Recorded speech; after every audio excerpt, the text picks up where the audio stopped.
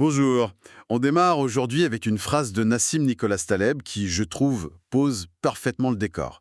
Il vaut mieux une estimation réaliste qu'une illusion rassurante. Ah oui, c'est une phrase qui met vraiment le doigt sur un problème central en investissement. On adore les illusions rassurantes. On les adore.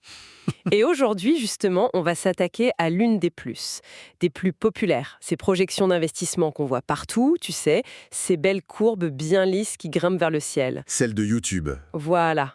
L'idée, c'est de comprendre ce qui se cache vraiment derrière et de découvrir un outil qui, lui, choisit le réalisme. On part un peu en mission, là, pour mieux se préparer à l'incertitude des marchés. C'est ça le cœur du sujet. Il y a un fossé immense entre la simplicité de ces simulateurs, qui sont souvent faits pour motiver, pour vendre une idée en fait, et la réalité. Qui est beaucoup plus chaotique. Complètement.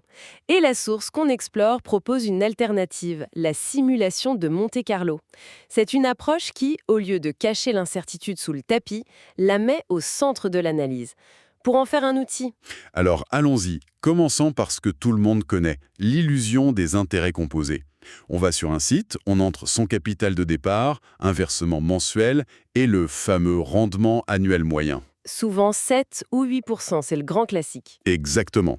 Et là, magie, on obtient cette courbe exponentielle magnifique. C'est visuel, c'est simple et il faut bien l'avouer, c'est extrêmement motivant. C'est motivant, oui, mais c'est un peu comme regarder la bande-annonce d'un film d'action où le héros réussit tout sans une égratignure. Ah, c'est une bonne image. On sait bien que le film ne sera pas comme ça. Le problème, c'est que ce modèle ignore 4 éléments cruciaux. Le document les liste très clairement. D'abord, la volatilité. Les marchés, ça ne monte jamais en ligne droite. Ça ressemble plus à des montagnes russes. Ensuite, il y a les crises. On parle pas de petites baisses là, hein, mais des chutes de 30, 40, 50%. Exactement.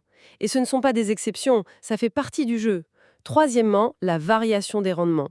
Une moyenne de 7%, ça peut être le résultat d'une année à plus 25, suivi d'une année à moins 15. Et l'ordre change tout. Absolument tout. Et enfin, le quatrième élément, le plus humain. Le facteur émotionnel. Personne ne reste de marbre en voyant son portefeuille chuter de 40%. La panique, c'est une variable que ces simulateurs ne peuvent juste pas intégrer. Mais est-ce qu'on n'a pas besoin d'un peu de cet optimisme pour se lancer? Si on montre à un débutant la simulation d'un crash dès le premier jour, on ne risque pas de le faire fuir? C'est une excellente question, et c'est un vrai débat. On peut dire que ça sert d'étincelle, oui, mais le risque c'est que ça crée une illusion de sécurité, pour reprendre les termes de la source. D'accord. Ça nous prépare pour un voyage en mer par temps calme. Le jour où la première tempête arrive, non seulement on n'est pas prêt, mais on se sent trahi. Et c'est là qu'on prend les pires décisions. Comme tout vendre en panique? Une préparation réaliste, même si elle est moins sexy, elle construit une résilience beaucoup plus grande sur le long terme. On construit un plan de vol pour un ciel toujours bleu, alors qu'on sait qu'il y aura des orages. C'est tout à fait ça. Et c'est là que l'alternative proposée, la simulation de Monte-Carlo, change complètement la donne. L'analogie utilisée dans les notes est excellente d'ailleurs. La simulation simple, c'est comme partir en rando en montagne en regardant juste la météo du matin. Bon, grand soleil, parfait. Oui. Monte-Carlo, c'est comme télécharger toutes les cartes météo possibles. Des scénarios avec du soleil, d'autres avec de la pluie, et quelques-uns qui prévoient un orage de grêle. On ne sait pas lequel va se passer, mais on est préparé. On a pris le Kiwi, une carte, de l'eau en plus. On a anticipé. C'est ça l'état d'esprit. Et il faut démystifier le nom à Monte-Carlo, ça peut faire un peu peur. Oui, ça sonne très complexe. En fait, le principe est assez simple. Au lieu de calculer une seule trajectoire basée sur une moyenne, l'outil en simule des milliers, chacune représentant un futur possible pour notre investissement. Mais si ça génère des scénarios aléatoires, comment on peut faire confiance aux résultats? Ça revient pas à tirer des chiffres au hasard? C'est là que la nuance est importante.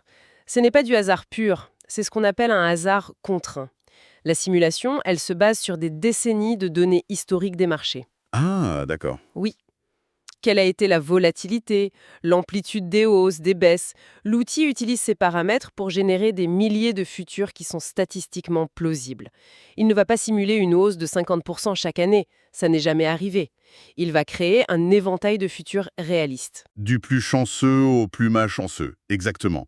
D'où la phrase géniale qui résume tout, Monte Carlo, pas Mario Kart. J'adore cette phrase. Dans Mario Kart, la piste est toujours la même. Avec Monte-Carlo, on accepte que la piste elle-même puisse changer. C'est moins confortable. Mais c'est la réalité. On passe d'une vision où l'on croit pouvoir prédire l'arrivée à une vision où on cherche à comprendre la carte de toutes les arrivées possibles. Et c'est infiniment plus utile. Alors, rendons ça concret. L'analyse nous donne un exemple très parlant. Un investissement de 200 € par mois pendant 35 ans. La simulation de Monte-Carlo a tourné et nous livre 5 scénarios clés. Et c'est vraiment l'échelle de ces résultats qui est la leçon principale. Alors, attention, dans le scénario très favorable, celui qui se situe dans les 10% les plus chanceux, le capital final atteint 1 996 083 €. Attendez, presque 2 millions d'euros. Oui. Avec 200 € par mois, ça me paraît complètement fou. C'est le genre de chiffre qu'on voit dans les pubs, non? C'est le scénario où tout s'aligne parfaitement.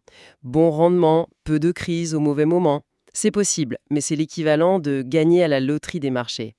Ça existe, mais on ne construit pas un plan dessus. D'accord, on descend d'un cran. Le scénario favorable, le 75e percentile, nous amène à 1 346 336 €. C'est toujours colossal. Et puis, on arrive au point central, le scénario médian, probabilité 50-50. La moitié des simulations font mieux, la moitié font moins bien. Et là, on est à 849 489 €. Voilà, on a déjà divisé la somme du scénario de rêve par plus de 2.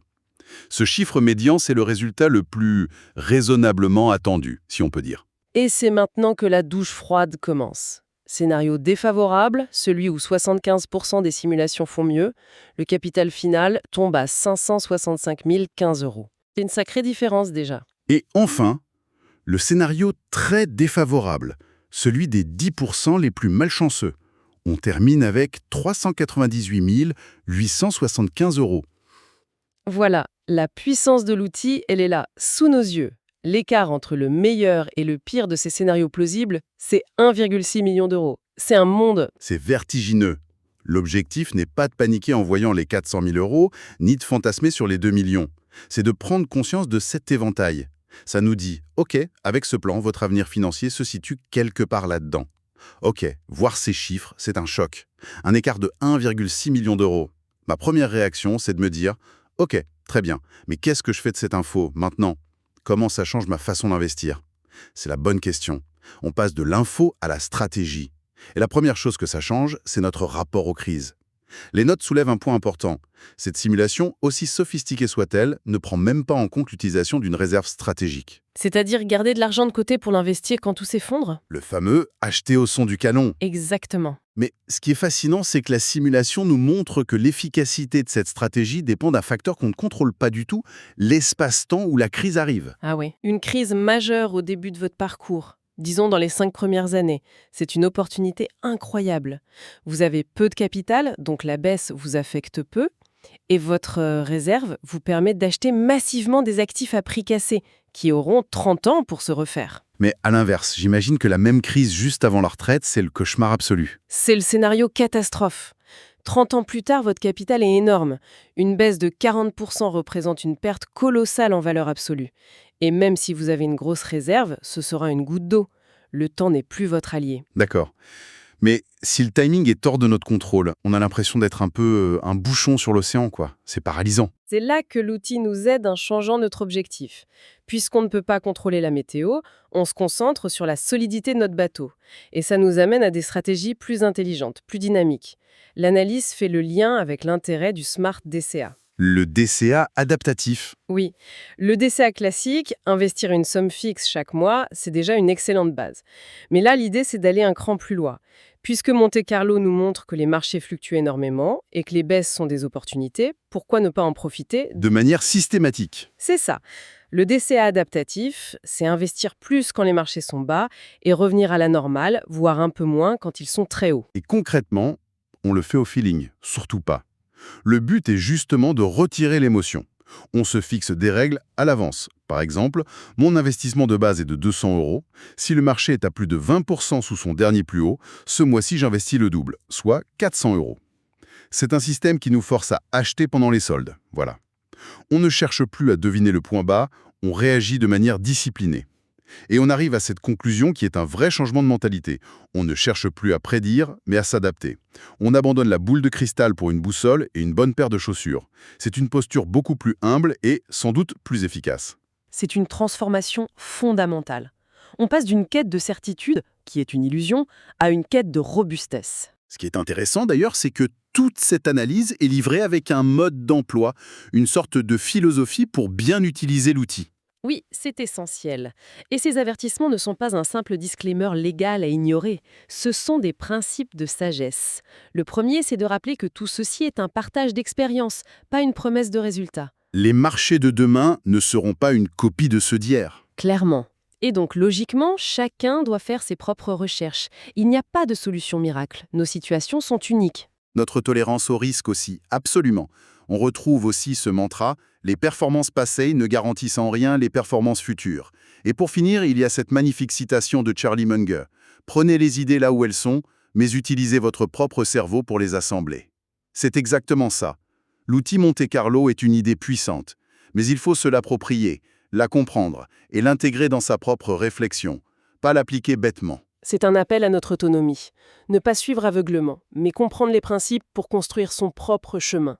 Si on fait le bilan, on est parti d'une illusion très confortable, cette courbe qui nous promet un avenir radieux, pour arriver à une vision beaucoup plus complexe, réaliste, mais finalement bien plus stratégique. Oui. De tous les temps possibles, y compris les pires tempêtes, qu'un simple bulletin météo ensoleillé qui ne vaut que pour aujourd'hui. C'est une parfaite synthèse.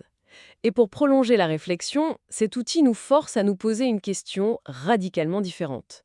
La vraie question que soulève Monte Carlo, ce n'est pas « quel sera le rendement exact de mon portefeuille dans 35 ans ?» La seule réponse honnête à ça, c'est « personne n'en a la moindre idée ». Alors c'est quoi la vraie question? La vraie question, la seule qui compte, c'est mon plan d'investissement, mon rythme d'épargne, ma stratégie, ma discipline, est-il suffisamment robuste pour me permettre d'atteindre mes objectifs, même dans les scénarios défavorables? On ne se demande plus combien je peux gagner, mais est-ce que mon plan tient la route, même si les choses tournent mal? C'est un renversement complet de perspective. Précisément, l'outil ne sert pas à la divination. Il sert de stress test pour notre stratégie financière. C'est un simulateur de crash pour notre plan de vie. Et la réponse à cette question de robustesse est bien plus précieuse que n'importe quelle prédiction. Mon plan est-il assez robuste? C'est la question que l'on vous laisse. Merci de nous avoir suivis pour cette exploration. Si l'analyse vous a été utile, pensez à laisser un j'aime et à vous abonner pour ne pas manquer les prochaines. À très bientôt.